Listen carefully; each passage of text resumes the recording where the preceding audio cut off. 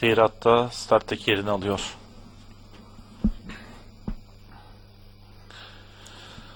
Atlar start yerine girdi. Start verildi ve son koşu başladı. Nazlı Çakar gelip koşudaki liderliği aldı. Hemen dışından 17 numaralı Yiğit Kız atak yapıyor ve farkı 2 boya çıkartırken 18 numaralı Ziraat ikinciliğe, 4 numaralı Cihanser üçüncülüğe girdiler. Dördüncülükte kaldı 15 numaralı Nazlı Çakar. Onun hemen dışında 6 numaralı Dağ Hakan'ı var. Daha sonra 1 numaralı Çıkmaz Kaya sırasıyla son 600 metreye doğru yaklaşılıyor. 17 numaralı Yiğit Kız önde, fark 2 boy.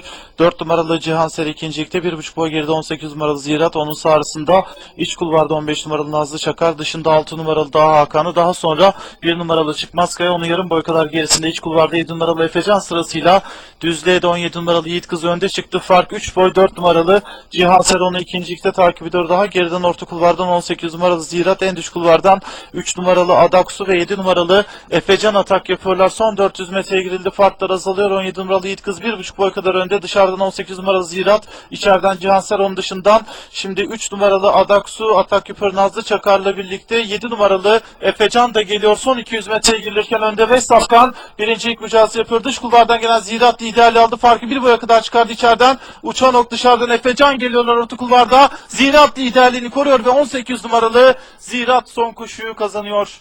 2 numaralı Uçan Ok ve 12 numaralı Yavuz Şah arasındaki ikincilik kararı varış hakemlerine kaldı. 7 numaralı Efecan ise koşuyu 4. olarak tamamladı sayın yarışseverler. 18 numaralı Ziraat 10. ve son koşuyu kazandı.